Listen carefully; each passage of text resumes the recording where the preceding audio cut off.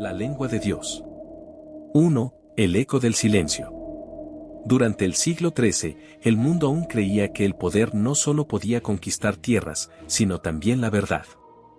Federico II, emperador del Sacro Imperio Romano Germánico, era un hombre fascinado por el conocimiento. Hablaba varios idiomas, se rodeaba de sabios árabes y griegos, y fundó universidades. Su corte era una mezcla de ciencia, filosofía y ambición. Pero debajo de esa búsqueda de la razón habitaba una obsesión: descubrir el lenguaje original de la humanidad, el idioma que, según las escrituras, los hombres habían hablado antes de la confusión de Babel. Federico no era un hombre cruel por placer. Era curioso hasta el exceso. Quería entender el alma humana como un cirujano que abre un cuerpo para estudiar su interior. Y como muchos gobernantes que creyeron servir a la razón, confundió el límite entre el conocimiento y la moral. En los muros de su palacio, los monjes hablaban de un rumor. Decían que el emperador planeaba un experimento tan extraño que rozaba lo inhumano: criar niños sin contacto verbal alguno, sin palabras, sin afecto, sin canciones. Quería saber qué idioma pronunciarían al crecer. ¿Dirían Dios? ¿Hablarían hebreo, latín, griego? ¿O permanecerían en un silencio absoluto? El proyecto fue secreto, oculto bajo la apariencia de una investigación teológica. Pero en realidad era una pregunta que solo la crueldad podía responder. 2. Los elegidos. Se escogieron varios recién nacidos. No eran hijos de nobles, sino de campesinos sin voz ni derechos.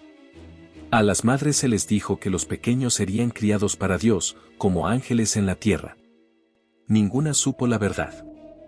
Los bebés fueron llevados a un convento apartado, en una colina donde el viento sonaba como un lamento constante.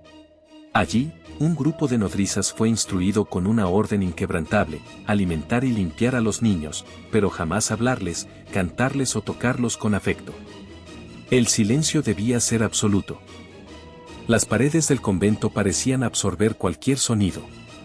El primer día fue un caos de llantos. Los niños gritaban buscando un eco, una voz que los confirmara en el mundo. Pero las nodrizas permanecían en silencio. Alimentaban con movimientos mecánicos, limpiaban sin ternura. Poco a poco, los llantos se volvieron más débiles, como si el aire mismo se negara a resonar. Federico visitó el convento solo una vez. Caminó entre las cunas con la frialdad de un hombre que contempla un experimento, no vidas. No miró los rostros, miraba los labios, esperando el día en que pronunciaran una palabra divina. Su obsesión ya había cruzado la línea del alma. 3. El vacío como lenguaje. Pasaron los meses. Los niños crecían en un mundo sin palabras. Nadie los nombraba, y por eso no tenían identidad. Eran cuerpos vivos sin historia. Sus ojos seguían el movimiento de las luces y sombras sobre el techo, como si buscaran sentido en el cambio del día. Los estudiosos de la corte registraban en pergaminos los escasos sonidos que a veces escapaban de las gargantas pequeñas: gemidos, suspiros, murmullos que no significaban nada. Federico exigía reportes detallados. Quería saber si alguno articulaba algo que sonara a un idioma real. Pero el tiempo solo trajo silencio. Los niños no aprendieron a hablar. No aprendieron a reír. No aprendieron a ser humanos. Las nodrizas comenzaron a deteriorarse mentalmente. El silencio, esa orden sagrada, se volvió un peso insoportable. Una de ellas, incapaz de resistir, susurró una palabra a un niño que temblaba entre fiebre y frío. No se sabe qué dijo, solo que fue su última palabra en el convento. Fue expulsada al amanecer. El silencio debía ser perfecto. 4. El emperador del vacío. Mientras tanto, en Palermo, Federico seguía su vida de emperador y filósofo. Debatía con sabios musulmanes sobre la naturaleza del alma, con teólogos sobre el libre albedrío, con astrónomos sobre la estructura del cielo. Pero su mente volvía siempre al experimento. Si descubro la lengua de Dios, decía, habré tocado el principio del mundo. Su corte lo admiraba y lo temía. Algunos lo consideraban un nuevo Salomón, otros, un hereje disfrazado de sabio. Pero nadie se atrevía a desafiarlo. En su mirada había una convicción que solo tienen los que creen ser instrumentos de un propósito mayor. Cuando le informaron que los niños no hablaban, solo respondió: entonces Dios guarda silencio. Era una respuesta filosófica y, a la vez, una confesión involuntaria. El hombre puede buscar el origen del lenguaje, pero encontrará solo su propio reflejo vacío. 5. El destino del silencio. Con el paso de los años, el experimento se volvió una sombra de la que nadie quería hablar. Algunos niños se enfermaron. Otros quedaron inmóviles, como si la ausencia de palabras hubiera congelado también su mente. El convento se convirtió en un mausoleo del silencio. Federico ordenó cerrar el lugar y destruir los registros. Oficialmente, nunca existió. Pero los rumores sobrevivieron. En monasterios y universidades, los cronistas escribieron que el emperador había querido descubrir el lenguaje divino, y en su intento había descubierto algo más, que el ser humano necesita la voz de otro para existir. 6. La voz ausente. Años después, un monje que había trabajado en el convento escribió un testimonio anónimo. Decía que el silencio se había vuelto una especie de presencia viva, que en las noches sentían que los muros susurraban. No eran palabras humanas, sino el eco de lo que nunca se dijo. Ese monje escribió: no sé si Dios habla, pero sé que el silencio mata más que el fuego. Su relato nunca fue publicado.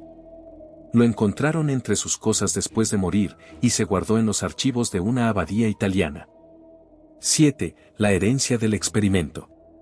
Siglos después, la historia resurgió en los libros de historia. Algunos creyeron que era solo una leyenda medieval. Otros vieron en ella una advertencia. Cada vez que el ser humano sacrifica la compasión en nombre del conocimiento, repite el mismo error. Federico II murió rodeado de libros y sabiduría, pero también de un rumor que lo acompañó hasta el final, que había querido escuchar la voz de Dios y solo oyó silencio. Reflexión final: el lenguaje del alma. El experimento de Federico II no fue solo una tragedia histórica, fue una metáfora del poder humano. Representa la arrogancia del intelecto cuando olvida que el conocimiento sin empatía se convierte en crueldad. Los niños sin palabras no eran un misterio teológico, sino un espejo, mostraban lo que somos cuando nos arrancan el contacto humano. El lenguaje no es solo comunicación, es pertenencia, afecto, validación. Sin él, el alma se apaga lentamente. Federico creyó que el primer idioma del hombre sería el de Dios. Pero lo que descubrió, aunque nunca lo admitiera, fue que el primer lenguaje es el amor. Y que sin amor, incluso la voz divina se vuelve silencio. En los siglos siguientes, filósofos y psicólogos estudiarían los efectos del aislamiento, la importancia del afecto en el desarrollo humano, la necesidad de la voz del otro para formar el yo. Pero Federico lo había comprendido, aunque demasiado tarde. El hombre que busca a Dios en el silencio puede terminar encontrando solo su propia sombra. El silencio absoluto no revela el origen de la lengua, revela el límite del alma. Y así, entre los muros fríos de un convento olvidado, nació y murió una verdad que la historia tardó siglos en pronunciar.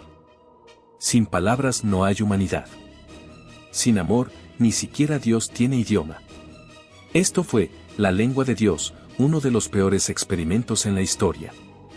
Espero les haya gustado. Da un like, suscríbete y activa la campanita. Saludos y hasta la próxima.